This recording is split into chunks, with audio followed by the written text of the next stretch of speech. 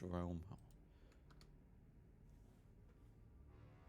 Where do I want to put this damn cable? Well, I want it out of my life. Which means down. There we go. Now it won't touch my freaking arm. That's better. Why is the server... Why is New York so inconsistent? Let's just go to Dallas. How's New York, like, sometimes good and sometimes horrific?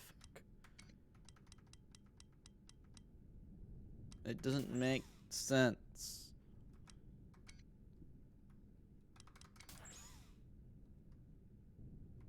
Oh, then, yeah, it needs to be a let's put it on that.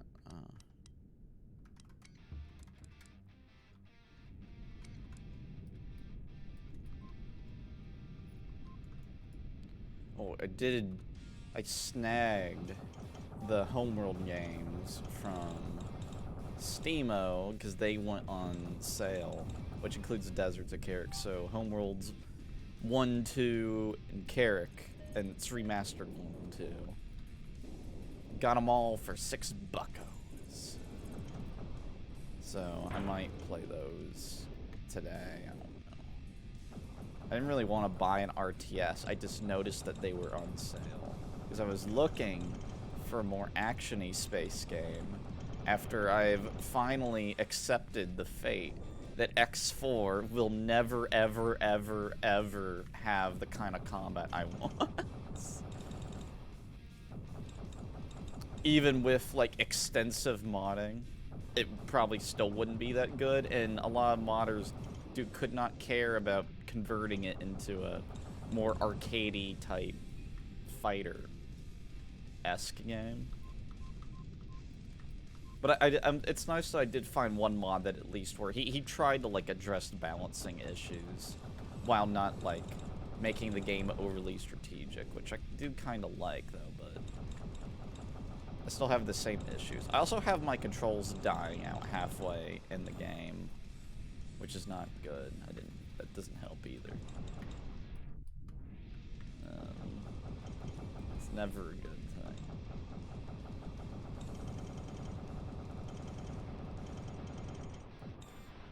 That would be nice if I could actually say.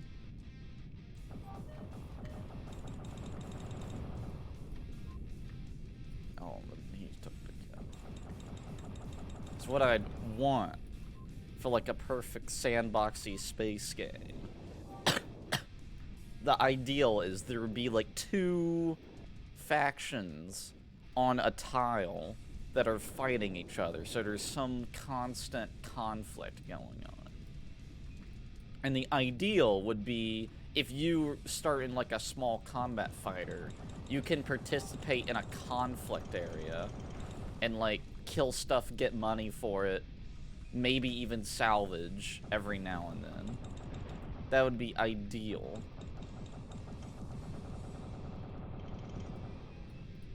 And then you can use that to, like, either buy more members of your fleet, and the hope would be you could at least, like, have your AI combat ships have a setting where they just care about self-preservation. So you can trust they can fly by themselves into a conflict area, and they'll be cowardly enough to not get themselves killed, but they might kill, like, 1 or 2 ships for you without getting themselves killed in the process. So you can just trust to leave them automatically assigned to a sector and know that they'll inefficiently make money for you, and you don't need to worry about them dying, because they'll be so, like, they'll never fight any fights that they consider to be, like, at a disadvantage. So they'll only ever fight when they have, like, a numerical advantage or a capital ship advantage. And if they don't, they just run away to where they do have an advantage. So if they're in the front line and the front line gets its ass kicked, they'll actually retreat before they even, like, have a risk of, like, getting destroyed. They'll retreat, like, before they're even getting attacked by the enemy if it realizes that the enemy has a big advantage. So you just don't need to fucking worry about micromanaging them if all you want them to do is to automatically make you money as a combat ship. So you can actually be an independent military contractor without, and you can be participating in the military, you know, yourself. You don't need to be paying very close attention to what your combat ships are doing, or they'll just get themselves killed. Unless they have always a overwhelming advantage.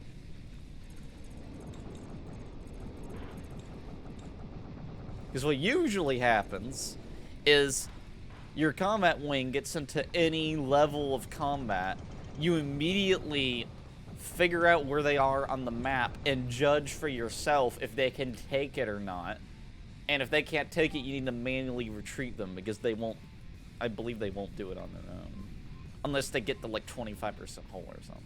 I don't know how the combat exactly works on X4, but it's like, I just don't want to bother with that freaking. I just wish it could be automatic. I think we're at it. Yeah, we're adding Amber. That's what I would want in X4 for combat, which is funny, because what's happening is this game will be similar to kind of what I'd want,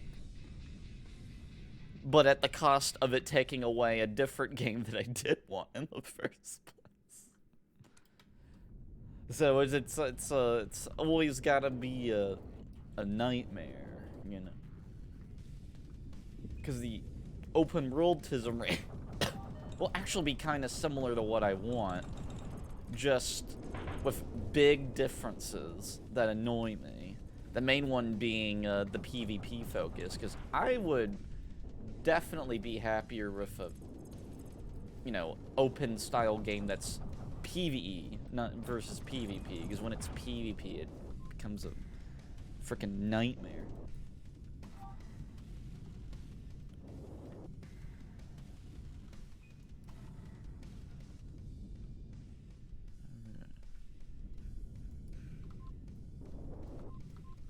Yeah, you Tism still talking about Portal 2. And level making. But that's like my annoyance is like, well, when it's PvP, it's like, well, it's very hard to like chill out and have a good time. Because generally with PvP, it's great when you're good at the game, and if you suck, typically it's not as good. And if you realize people are taking advantage of you sucking and farming you out, then it's even worse. If you realize that people take advantage that you suck, it gets even worse.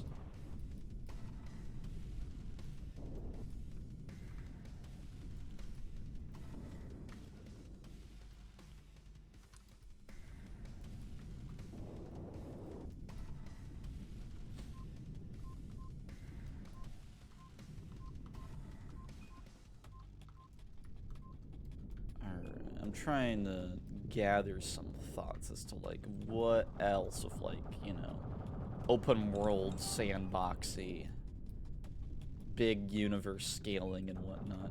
Well, this is actually the main thing where X4 is really lacking in terms of combat. It's just like the capital ship combat, just the way it is.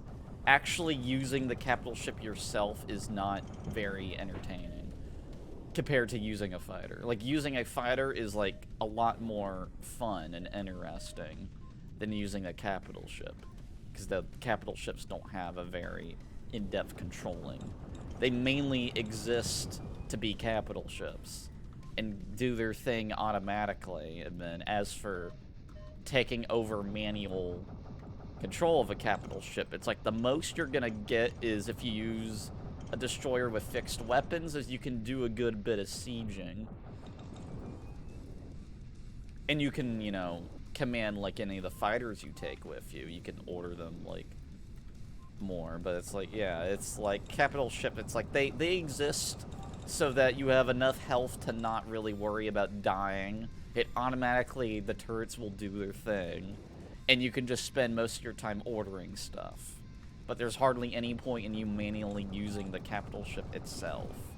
It's definitely way more about, like, commanding your own crap, which I don't care about, because it's like, I'm not a micromanager. It's like, As long as we're in, like, an area of the map that makes sense, my level of instructions, I could not give a shit at that point. The second everyone's in the right spot, I don't care what the hell the ships fucking do. I mean, it would be nice if the corvettes would, like, dedicate themselves to screening against fighters and not, like, end up 2 feet from a capital ship and get blown to pieces by the large turrets, which is what will happen a lot of the time. It's like, I wish they would have better self-preservation to not just die to a turret somewhere, and instead be, like, actively screening against fighters and flying a lot more evasive-like. That's what I would want them to do. But that's not, like, very important for, like, what I would like, because... Yeah, I am Amanda. Yeah, I am slightly less. You have this stupid nasal dripping, which is really bad for being able to breathe and whatnot. It's interfering, and then... And I don't know if X3 was better. It's very possible X3 was better in the combat, because it seems like a lot of the people mention combat balancing, they bring up X3 and how that game was. Yeah, I'm very, very fine.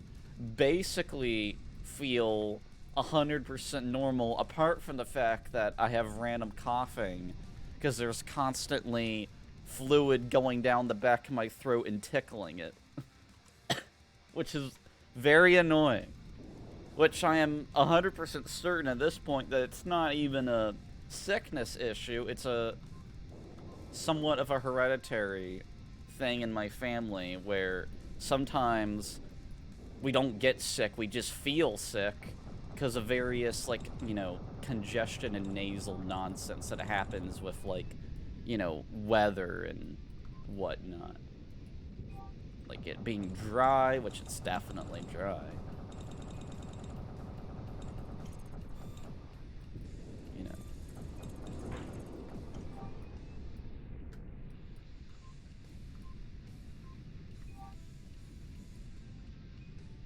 Yeah, so what's the other thing one?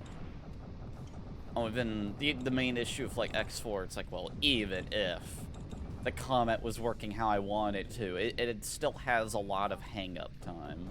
With just, like, it takes a long time to travel everywhere. Which is really funny, because a lot of people want the travel times to go up.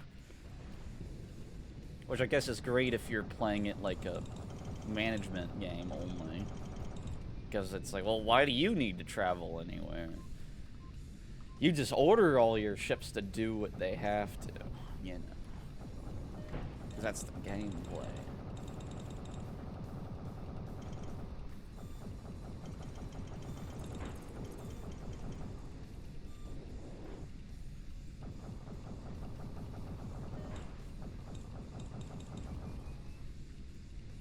Yeah, allergic. It's not allergies, but it's just violent reactions to weather, I guess. It's weather allergies. I guess that's the accurate. I'm allergic to winter weather when it's dry. It makes me upset. Or, the other theory is it's tricking the immune system into thinking that the pestilence never goes away ever until the weather gets better, which is very possible. Oh, it ran into like 20 missiles, so I need to repair that now. I don't know where those came from, you know, because I wasn't paying attention. Alright, so this is a nice capital ship. Because, yeah, it's free for all, so it's not like there was an enemy capital ship. It was just 100 missiles in 1 square foot that I ran into. It's great. It takes forever, then this bomber looks like it's on to me. No, it's not. It doesn't care. Oh, now it cares. It cares now. I still kind of like the guy.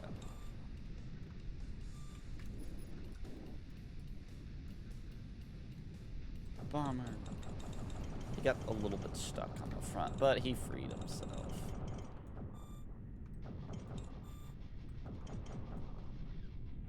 We're going back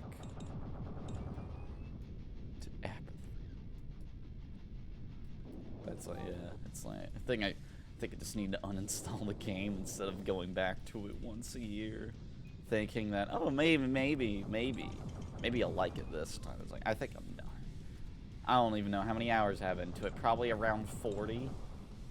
And it's like, I think I'm just done. It's like, I don't think this is gonna go anywhere where I want it to. And I guess that means I should probably try out Everspace 2 again, just because it's like, well, they did a lot of content. Or just play Everspace 1 even. Like, because Everspace 1 is, like, fun to play. It's very replayable. With, like, the harder mode on it, they actually did a pretty good job. So I might just play Everspace 1. Well, I like the harder mode with, like, one exception, which is I wish there was a way to customize the difficulty a little bit so that I have a little bit more time to do what I need to do instead of being on the short clock all the time. Because if I could play with the high difficulty of enemies but have more time to deal with them, that would be perfect for Everspace 1, but I don't think you can do that.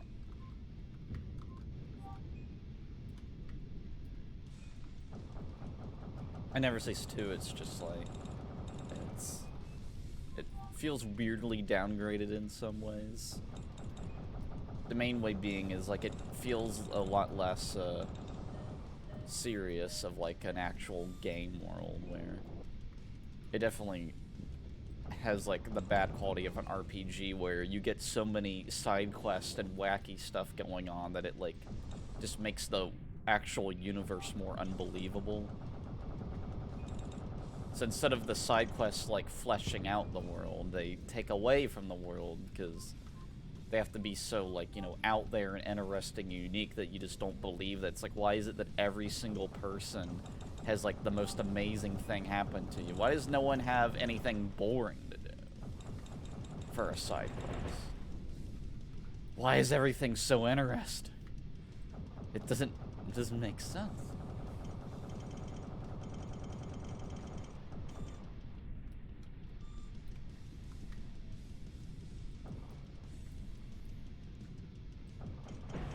Because I think what I would like from some of the side quests is for it to be, some of them to be a little bit simpler, or all that's going on in the side quest is it's just a random gang of thugs terrorizing, like, 2 people. And that's, like, the extent of, that's basically the extent of the side quest. And then, but the whole point is that, well, it's just, like, 2 thugs. It's like, that's causing, like, you know, a big deal for the actual people there. And that's kind of the extent of it. And there's no more, like, you know, underlying issues going on. There's no, like, fallout from it. Because I think there was one time in Everspace 2 where I know a quest was just actually about a group of people getting bugged by pirates. And that was kind of the extent. But the problem was, it got more elaborate than that, and there had to be, like, unique stuff going on where they had, like, you know, weird defenses for something. It's a, yeah, it's a writer's issue where it's what happens where the writers put too much effort into every single side quest to where they just end up making it more unbelievable. It's like, what you need to do is you need to have some of the side quests be more mundane. Not to the player, just like in terms of the world. Is like, have it be where it's just more typical stuff going on, so that when you do something that's out of the ordinary, you actually will care more that it's out of the ordinary and pay more attention to it. And that's where you, like, flex your writing muscle with, like, how complicated of a story you can hold together. Because I did like 5 quests that were mundane, but they were still fun. The stories just weren't very, you know, complex. They were kind of one-and-done deals, and the only real thing that happened is you just made, you know, the galaxy a slightly better place. So that when something, like, really weird happens, it's a lot more interesting and it stands out way better. And you help, like, round off the actual world building way better.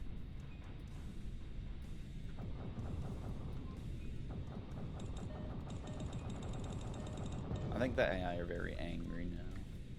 Because they're always attacking.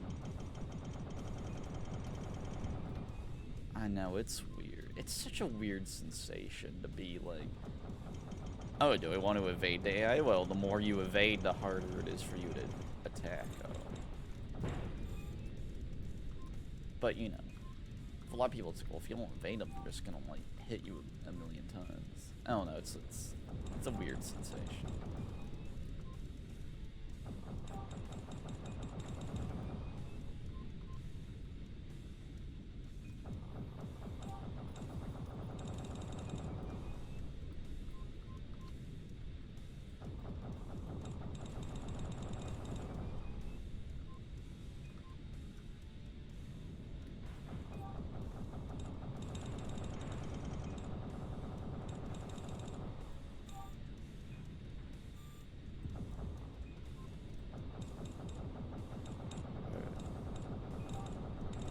But I might try this Everspace too, just because the gameplay is pretty good, so. It's maybe a little bit better than Everspace 1. Maybe. Well, I'm thinking like, well, the RPG elements are nice, but in terms of the flying, yeah, I definitely prefer the first game, even though the first game has a lot of issues with the flying. And that it's very easy to exploit the AI in the first game, and that's actually the main way you play the game, is just, like, exploiting how the AI cannot deal with you if you don't dogfight the AI, because it's like anti-dogfighting, where if you actually go in the dogfighting, you die in, like, 3 seconds if there's more than, like, one AI there, and what you actually have to do is constantly, like, keep stuff in front of you and fly away all the time, and it gets, like, pretty obnoxious. Because if you ever try to, like, get close to something or aggressively attack it, that only really works if there's only one enemy. And even then, some of them, because they have shotguns later on, it's a really, really bad idea to get close to them, because they're gonna, like, nick you really badly. I guess that's why the frigate's kind of nice, because the frigate forces you to get close to it. Because it has good long-range weapons, but it's not the best up close. Even though it does have a close-up countermeasure. But that's evadable, so... At least there's one enemy that forces you to, like, get close to it. But every other enemy in the entire game is, like, being far away from it is just meta. And it's very annoying. It's the opposite of this game, where HunterNet, the meta's being up close. It gets annoying. It's like I can play. It's like maybe if I exchange out Everspace and HunterNet, because HunterNet, you're close up all the time, whereas in Everspace you're trying to be far away from everything all the time, with one exception. So if I balance it out, I might not go crazy and feel like I'm just doing the same thing constantly. Only, well, in HunterNet you can actually do passes on people at least, so it's like, well, it has that. That's just not something I ever care about. I don't think it's possible to do a pass on anything in Everspace, either the first or second one. I don't think there's a single timer that actually works, except maybe the frigate, actually. It's like a pass under technicality.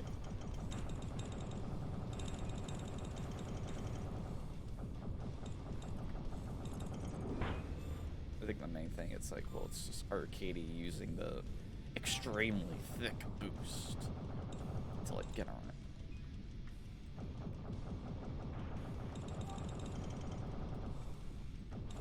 Oh, I I've been waiting for frickin' space engineers to finally frickin' put forward the combat update that's gonna add a few weapons to the ships.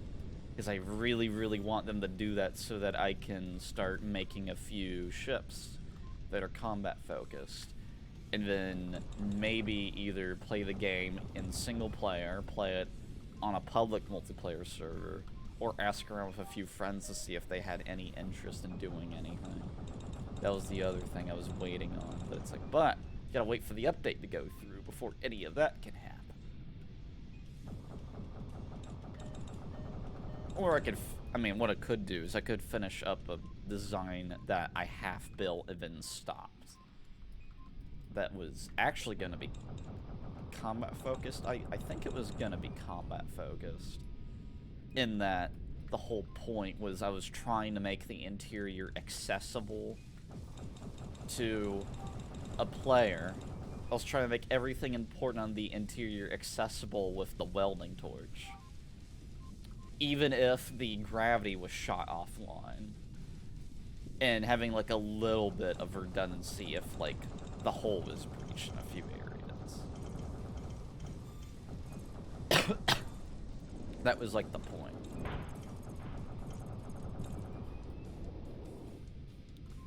Because I never like made like any level of interior before. And I ended up making an engine room. And I spent a lot of time in the engine room. The engine room probably took me 2 hours to make the interior. I quite liked how it kind of turned out. The only part eating me inside is just how I know that it's like this engine room is like it's bigger than it needs to be, just because I've putting catwalks and stuff everywhere and ramps. Because when you build a ramp of a specific slope, because what I was doing in the interior was constantly testing with sprinting with the gravity off to see if your character would stay adhered to the ground so that it would be as possible as it can be for you to be sprinting around and then to go to repair something. Because if it's not possible, if someone went to sprint to repair something, the ship's like still in combat and moving around. If you ever get detached from the ground, you're no longer getting moved with the capital ship anymore, so it's very likely you'll just die if there's no gravity anymore. Because if there is gravity, there's no concern, because even if you lose like contact with the ground, you're still going to be moving along with the ship's like delta V. But if there's no gravity, then we lose that immediately. And if your feet ever don't touch the ground, you'll go flying off and you need to like activate your jetpack and get back on the ground fast enough before some movement of the capital ship causes you to die. And then if you die, then it's like, well, you gotta go back and get your stuff, you gotta get your building materials, you gotta get your tools. And then, depending on where the med bay is, it's gonna be annoying to, like, walk back to where you were supposed to be to repair something. Not to mention that whatever needed to get repaired, I hope it wasn't that important, because we've probably gotten shot down at this point due to how long that thing didn't get fixed, if it was something important. It's like, hopefully this is one of the 9 thrusters that go up, and not, like, probably one of the 2 energy reactors. Well, that wouldn't be a big deal. There'd be batteries. You'd have, like, power for an hour.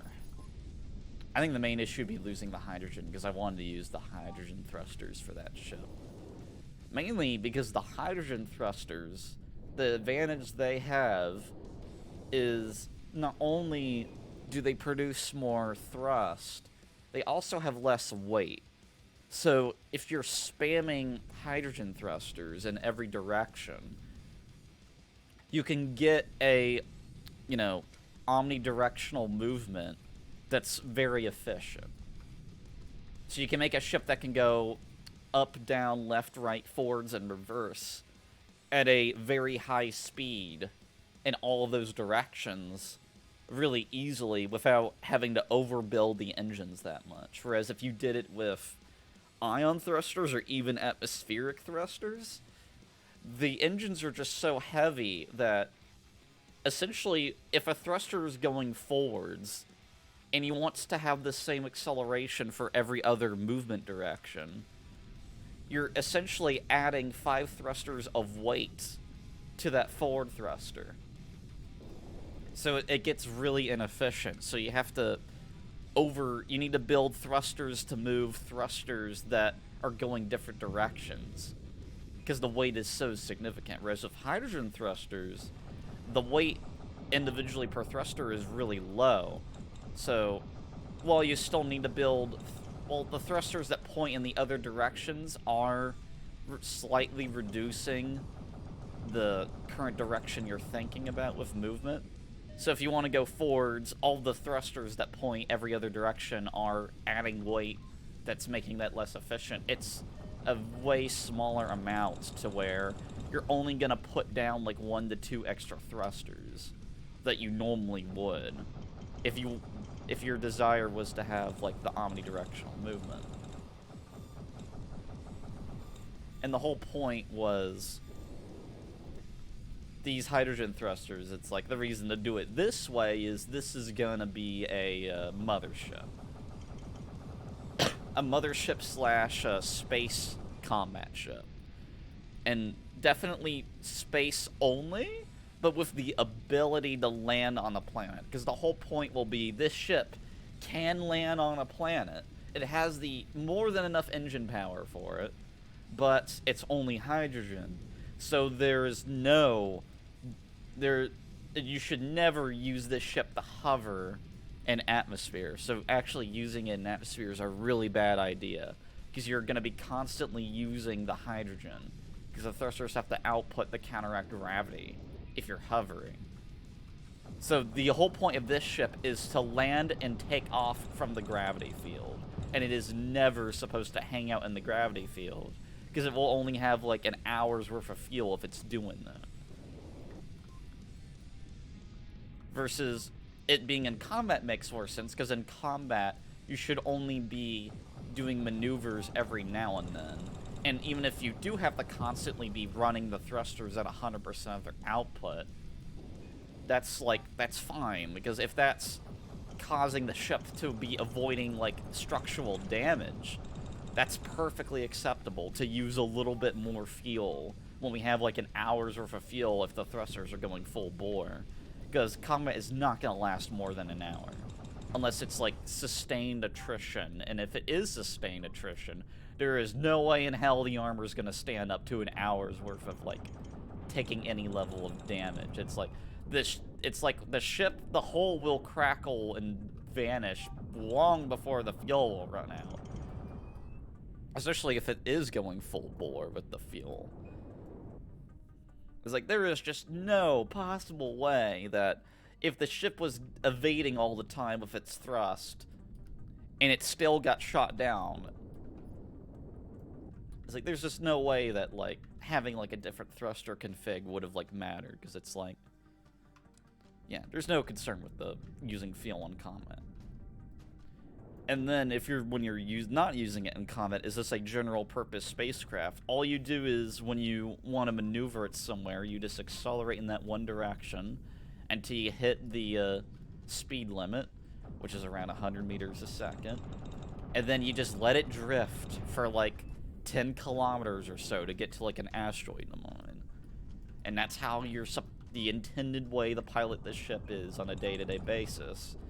So that 1 hour of fuel will probably last like a whole day of doing that type of, like, you know, flying instead. So the rate that you need to get ice is not going to be that bad. Because you're realistically going to refill the ship like once a week in real time. Because most of the time the engines aren't even going to be used. You're just going to be stationary. And then the other thing is, it's like, the other idea was, well, if you commit to the idea of making it a combat mothership, then you can just attach other smaller ships to it that do a specific purpose. So you would make a ship that is using the ion thrusters, and it's your main space miner. and cargo transport. So that you can use the engines all damn day and not care, because they use electricity, which is so plentiful in Space Engineers that it's honestly really hilarious how plentiful electricity actually is when you get uranium reactors. Like, you just don't care about electricity. But hydrogen is actually kind of hard to come with. Kinda. Because you need to be finding ice, and ice is like nowhere near as dense of an energy source compared to frickin' using uranium, because we don't have fusion technology. We're not fusing the hydrogen, we're burning it, and that is nowhere near as good of a utilization of it. But it's still better than a frickin' ion thruster using electricity, which is like per pound horrifically efficient, just in terms of the performance of the thruster itself. But yeah, there'd be this cargo ship with like mining drills on it, and that's your main miner that you're actually going to use to like mine asteroids out when you need to mine an asteroid out. Or to trade with an AI station. That's whatever you need to do that doesn't require moving the mothership. You're just going to use that ship instead and then dock it back up when you're done.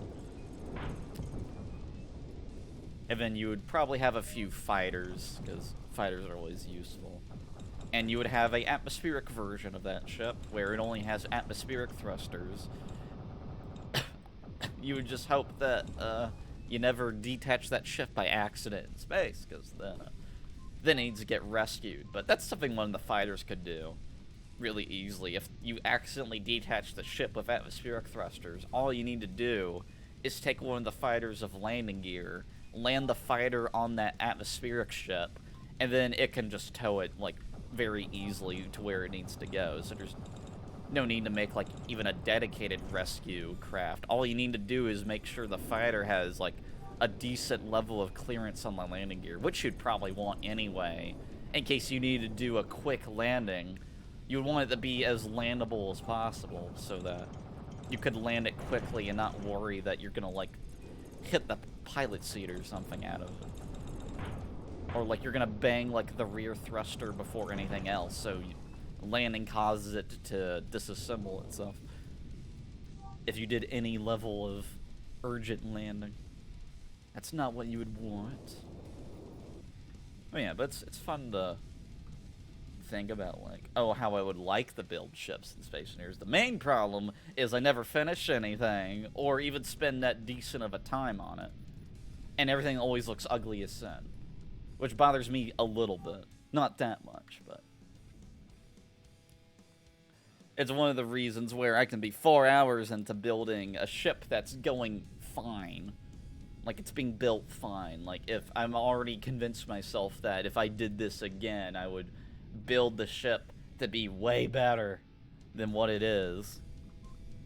And I have no idea why I built it this way, when building it by rearranging the interior would make it much better. So I end up not actually finishing the design, because I've already, like, halfway through building, and it's like, if I change this one thing, which requires rebuilding the whole thing from scratch, it would actually be better. So this is, I'm kind of wasting my time. At least if I'm using my time to finish this ship, because I was like, well, there's no point, because I already know a way to do a better ship than this, which sucks. I might just finish that one ship, because if I remember, I finished the engine room. I made some general purpose, like, crafting area. So all I would need to do is to encase it in armor. I need to finish the tubes that I had going to it. Because essentially, the inner layer was done. And I had a bunch of areas with the, tubes. Because you need to put tubes to connect everything logistically in Space Engineers. So there's, like, 13 parts on the outer hull where tubes stick out. So the whole point was to build an outer layer of armor with a 1-layer gap in between the tubes, which would be used for, like, making a tube network to put even more tube exits on the outer armor layer for turrets and whatnot. And, like, docking clamps. Just whatever I fucking wanted that was important. It would also mean I could hide things like gyroscopes. Because gyroscopes are not only helpful to move the ship, they're actually extremely durable and can be used as a improvised armor. It's like, it's essentially if it's like you need to put gyros on your ship, so you might as well put them in a place where they're probably going to get shot at. Just because they have so much health.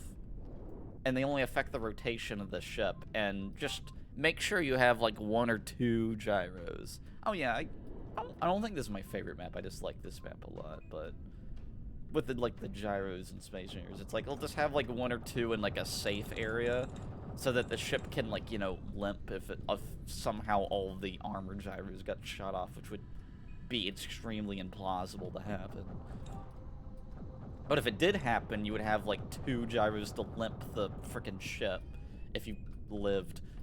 You probably are dead, but if you did happen to live, dude, it's a nice thing to have, you know.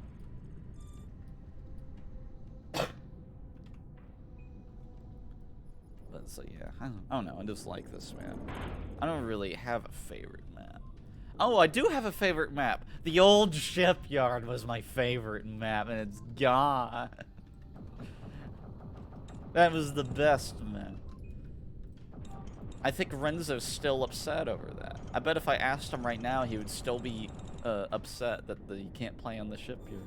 Because that was the favorite map for the whole clan. I think the main reason the clan is inactive is because the shipyard doesn't exist.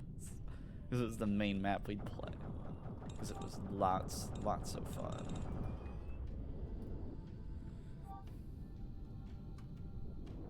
Yeah, this map's fine. It is like decent. It has like decent terrain utilization. It's nowhere near as dense as I would want a map to be, but there is a issue. I mean, the collision alarm helps a little bit, but this is something I always ran into if I was to make a flying game myself, for whatever reason. The main issue that always comes up in my head as being very hard to solve is if I did make a game where you had, you know, equal movement in every direction, you had probably just equal G's in every direction, it might be forward biased, but what I would want to make it, I want to make it equal in every direction. And have the G-forces also be equal in every direction, so just uniform everywhere. But the main issue I'd run into is like, well, this means that you're going to, you know, be flying in any direction you want, because you can just learn how to fly in reverse and get good at that and not learn any other way of flying, and you would like be horrifying to deal with in that. But the main issue with doing that is the whole point of that game is you would need to make the maps extremely well designed. Because you would need to make the maps design in a way, because I would want to have the speeds be uncapped completely as well. And then I might like surrender and put a slow soft cap in it, but I would really desperately want to have uncapped speed be completely non-negotiable and do everything in my power to design that game to allow a unlimited speed to be very fun and never ever compromising on that one specific point, because that's the main point that I think, like, that's what I don't want to compromise on. It has to have that or bust. But I know the main way to allow uncapped speed to be a thing is the level design is like the most important thing. And then the second most important thing I thought of was just like a good out-of-bounds system an out-of-bounds system that does a good job of putting you inside the map without forcing you to aggressively. But the whole point of designing the map is, like, you need to make the terrain designed to where it's very, very hard to fly around at when you get to too fast of a speed. It's really hard to, like, play. But if you were good at the flight model, you could fly around at those really high speeds. I mean, at least if you're good in that aspect, because you might be good at, like, controlling it at a high speed, but if you are flying at a slow speed, you just suddenly suck at the game, because you have no idea how to, like, evade people when it's slow. All you know how to do is, like, you're essentially just a racing pilot. You know how to go fast and control it when it's fast, but in terms of avoiding people, just from sheer acceleration, you just don't know what you're doing, and it's really hard for you, and you don't find it very easy, even when you do try to learn it. But the whole point, the problem is, like, I need to think of a way to not only have it be dense enough to where it's forcing you to fly around everything all the time, but if you wanted to fly in reverse all the time, how in the hell are you gonna not crash into stuff? Because the map's gonna be really cluttered, because it has to be for the game to work. So how do I make it fair for people who wants to be like the amazing pilot who only flies in reverse constantly? So when he sees someone in front of him, he's not gonna fly straight. He's gonna reverse, look at him on his radar, and then suddenly he'll be in his gun range, and he'll attack him, and if he follows, it's just continuing flying in reverse. That's what you do if you were a reversing pilot, and that was like your play style. I just really love flying in reverse and using like only the instruments to figure out where I'm going.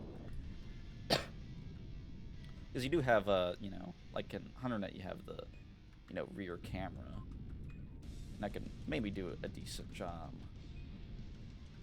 flying in reverse. The problem is I'm gonna be very limited by reverse G's. Alright. Oh yeah. Especially with like I know I can translate actually rotating how I want to, because it's inverted too, which is even more confusing for me. But I was just thinking, it's like, oh, he's gonna pop in front. There he is. So now I can attack him. But I was just thinking, it's like, if someone just wanted to be like the amazing Reverso, how do I make the game fair? Because he won't be able to see where he's going unless I do just put in a rear camera, and I guess like that's fine though. But the main problem, it's like, well, yeah, putting in a rear camera will be completely like, they'll like, you know, just make it like perfectly fine to be flying in reverse. But the more I think about it, it's like, well, I guess like if you could in theory, even if you fly in reverse all the time, is the great Reverso, and the map's really cluttered and you can't see where you're going. I know that the collision alarm is extremely helpful, so I think just to make it a little bit more accessible, because I know some people who suck at flying in reverse want to like copy the great Reverso, because it's cool what he does. It's like, I wish I could do that. So I think like, so it's not a huge problem, because it's like, well, that's part of the skill gap in that area, is not crashing into stuff even when you can't see where you're going. But I think making the collision alarm in that game more obvious what direction you're going to hit something, or like as simple as like what Elite Dangerous does, where you can show objects on the radar in Elite Dangerous, so maybe designing a more higher tech 3D radar, because oh god, it would have to be a 3D radar if I made this game, because it's like I can't stand 2D radars. They drive me crazy. I still don't like this one, and it's been like 2 years now, and I still don't like it. I'm never gonna like it. It confuses me internally. But it's like, I don't know, you could like convey like the terrain a little bit, so you would see like 100 meters if you were about to crash into something. Just like from representing terrain on the 3D radars, like that would help with like people who wanted to try out flying in reverse more and copy the great Reverso. You know, because he's a cool guy. And the other thing is to have the collision alarm convey where the object you're colliding is with more clearly than like this game, for example. That would be amazing. Very helpful to those players that are like just learning it.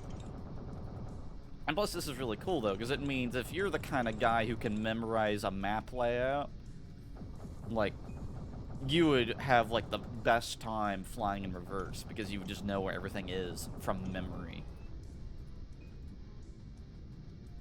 And I think if I did, like, decide to keep, like, your camera, I think leaving the controls, like, inverted, like, oh yeah, that would have to be a thing. Because I had a rear camera, and it was, like, and it would, like, automatically, like, if I moved up on my mouse, it would go up, so it was the exact same, like, pitching and yawing as going forward. It's like, well, that's not very, that's making it too easy, essentially. Because there's a difference between making something a little easier for more people and then just making it too easy in general. Because if, like, the controls, like, switching from being verted and inverted, it's like, well, someone could learn that. Like, that's learnable.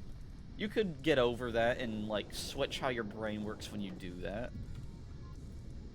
And plus, you don't even need to use the reverse camera to fly in reverse, because there's other ways you could fly in reverse in that hypothetical game without needing to ever touch the reverse camera. It's just another option for you. And it helps, like, with players who never care to fly in reverse, because they might want to see something behind them.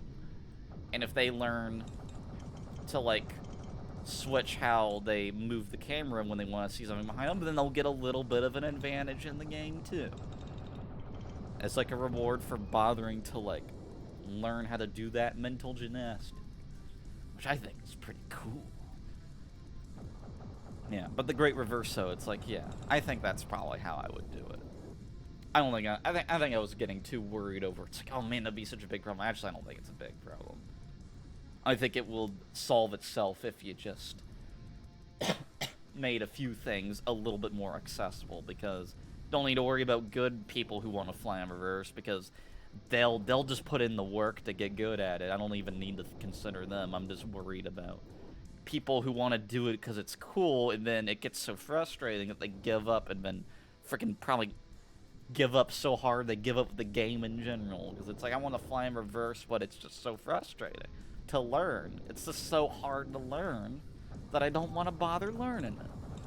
So the point is, like, hopefully that will make it easy enough to be it'll be learnable enough that people won't just give up on it. And if they really committed to, like, the idea of, I want to be the Great Reverso's, like, doppelganger, then I could do it. And plus that would mean it's like, well, you'd have the great, like, up strafer, the great down strafer, the great, you know, close range fighter should be the equivalent of someone who goes forward all the time. And then the person who always goes right and the person who always goes left is like, all those people have no issues at all, like, with, like, how the game would be. It's like they would just figure out what to do. So anyone who had just a bias in any particular direction, they'd be fine. Don't even really need to worry about it. So the only other issue of balancing that game out is balancing out people who are gonna go redlining the speed at 1,000 meters a second, which is like the intended cap speed, but it's not a hard cap at all. The whole point is to have the movement system be 100% uncapped, but the cap, in my mind, is set around 1,000 meters a second. That's technically what the cap would be if I did put in a hard cap, but the goal is to get a hard cap around 1,000 meters a second through designing the level and other aspects of the game that don't compromise on reducing just the speed itself, just attacking that directly. It's like, that's what my goal would be in this hypothetical that I put too much time into thinking of it. That's like what it would be. Because I think, because if you get that working, like, that'd just be like such a fun, cracking game to play. But the problem is, there are people who are gonna be like, who get really good at redlining, where even though I only intend for them to move at 1,000 meters a second, they can get around the map in like 1,200 meters a second. They can keep up that speed like 60% of the time. But it's like the redlining. Like, if they went any faster, they would crash on some parts of the map, because the map's designed for like 1,000 meters a second combat. So if you're going faster than that, You have to be really, like, at the top of your game with flying to just not crash. Because you just don't have room with the acceleration of the ship to, like, miss objects when you come around certain corners at that point. Like, it's just not possible anymore.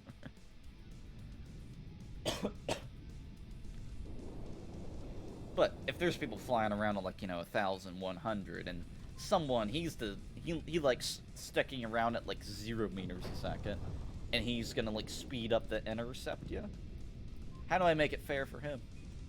Well, the nice thing is, I want the accelerations in the game in general to be pretty high compared to most space games, like closer to being an arcadey game with the accelerations. So realistically, getting from 0 to 1,000 would only take like maybe 5-ish seconds, like at the most maybe.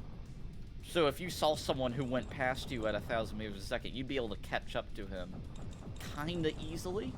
The problem is he's going to be able to evade you quite nicely, and you're probably just going to crash horribly. Unless you know where he can fly to and you can cut him off, which again goes back to the level design. Because the whole point for like someone who goes slow is it needs to be reasonable for him to corner a guy who likes going fast somewhere and forcing him to like slow down. Which also goes back into the freaking weapon design. It's like, well, you need a weapon that can actually, like, pressure someone if you did corner them so that they can't just fly past you and that's it, you missed your chance. You need a weapon that does a decent job at actually punishing them.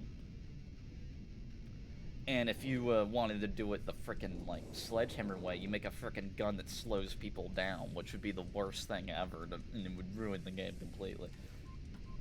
And everyone would hate that gun and just be like, well, it just slows down the game. It's like, might as well not even have a game that lets you go fast, because all people ever do is use the slow gun. Because it's just so freaking OP at its job of pressuring you to go slower, because it just gives you no choice but to go slower, because it's changing your freaking ship stats. So you probably, realistically, this means probably having a gun that has a very low DPS, but it has an excellent projectile speed. Like, these bullets are gonna go quick, to where there's very little chance of dodging it. And the per shot damage would be, like, decent. And essentially it would be something like a Vulcan in this game that has double the projectile speed, but the same fire rate as heavy cannon, and maybe even slower than that for the fire rate. And the whole point of that gun is, like, that's what you can use. If you can't keep up with a pilot that's really good at flying fast, that gun will allow you to chip him away every now and then and force him to fight you more aggressively, or more aggressively in quotes, because he might aggressively fight you at a distance versus aggressively up close, where he's just constantly shooting at you at a distance and hitting you with a gun that has better DPS or whatever. But sounds like it would be a fun thing to balance. It seems like it's hard to balance. But I feel like the reward, it's like if you did get it balanced, like, feels like it'd be very rewarding for a game like that. I wish I could do it, but it's like the main issue I have is I'm not patient enough with game development to do anything on my frickin' own. It's like, I'm just not patient enough. It's like, I'm not willing to put my time into that. Can't do it. It's like I can barely put enough time into building games where it's, like, accessible to build something. So coding, which is way less accessible, it's just not gonna happen with putting time into it. And the few times I do try it throughout history, it's like, it's just not happening. It's like the most I could hope for is to boss people around, I think. It'd be like, someday, it's like getting a bunch of money and then hiring people to do what I tell them to. That'd be the best I would have. And I would just make so many, like, different varied games, because then I could make, like, I can make that RTS that's, like, piss easy to play. That'd be a fun RTS to do. Just one that's, like, piss easy, and it's, like, extremely accessible, and that's the whole point. It's, like, this is a piss easy RTS. where it's just the whole fun of it is just from like kind of watching battles and making fun combinations of units. Oh, and building up like the base and making it, you know, look pretty. It's like a very casual, friendly RTS where it's like you could spend half the game making your frickin' base look pretty, and you're like probably somewhat competitive with a really good player.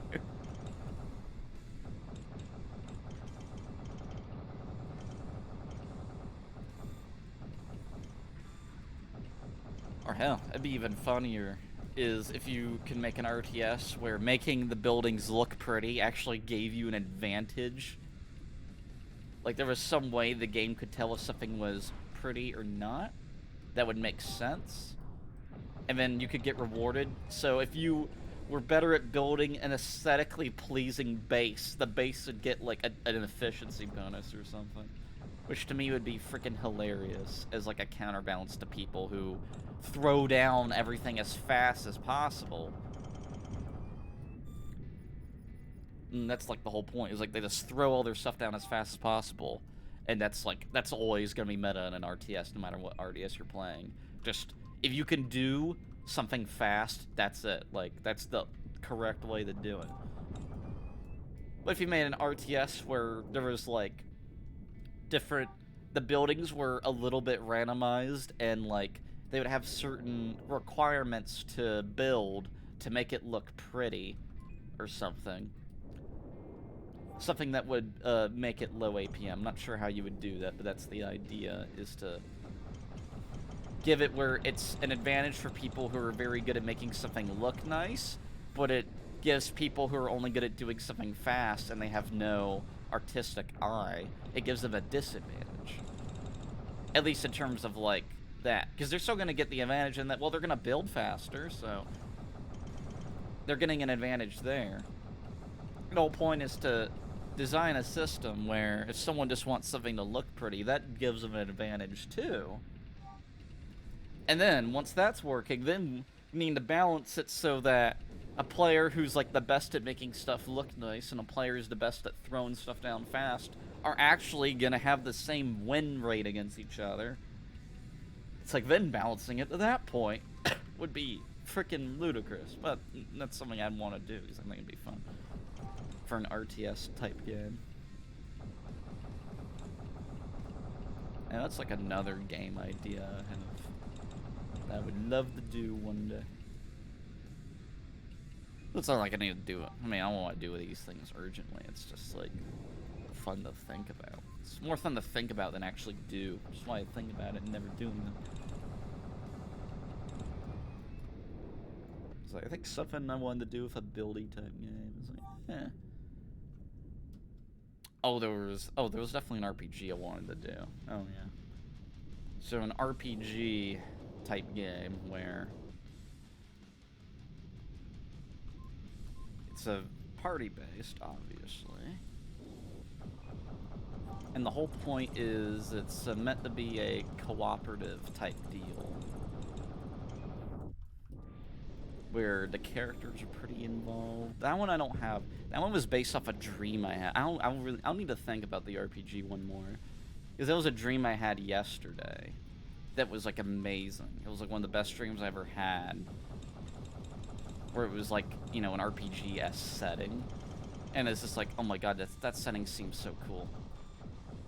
And part of it was like, you know, actually had enemy design in it where there were some enemies that were very freaking easy to deal with, but they required you to keep an eye on them. They were hard to manage, but they were very easy to kill.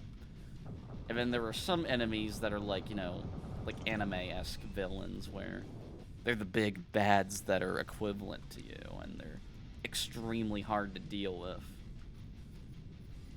But to me, the whole thing coming across is like, I really would want to like have the actual your other party members either be real people that get that immersed in the world, so kind of D&D-esque, or being like very well developed characters that are AI based. And I think I'm leaning more strongly towards having an RPG be like D&D levels of involved for you in terms of the story. So I'm guessing that's kind of the thing that spoke to me the most then. So it would essentially be a game that has the character creation flexibility that D&D has. In terms of like artwork and the actual mechanics of the game. Well, the whole point, well, not even the mechanics of the game, it would be, the hope would be to make it feel less, you know, gaming, because like D&D feels very, very unimmersive with the actual mechanics, because you're, you know, rolling dice. And then you have like actual numbers. It's like if you're really doing numbers to do something based off numbers, it's like I want to do a better job distancing from you realizing you're playing a game and to really like get immersed in the actual world, because the thing that happens in D&D a lot is people get very worked up over the numbers and they don't get immersed in it.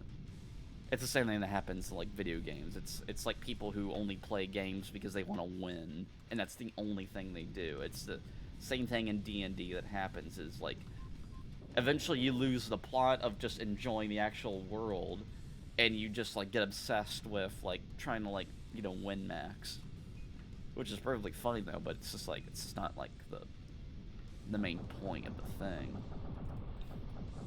It's like the main appeal isn't like the win maxing aspect, because like that's actually kind of easy to win max, because so much of it's random anyway. It's like you just need to make a character that makes sense and then make choices that make sense, and it's like you're kind of already win maxing.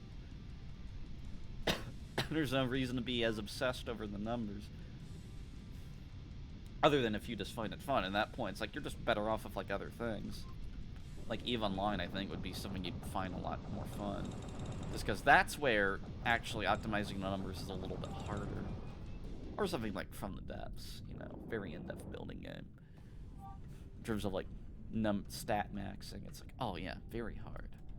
We'll get your fun out of that. Alright. But I've had my fulfillment rambling. Well, that's not true. I've had my fulfillment killing the AI. Rambling, I'm like halfway through being fulfilled, I think.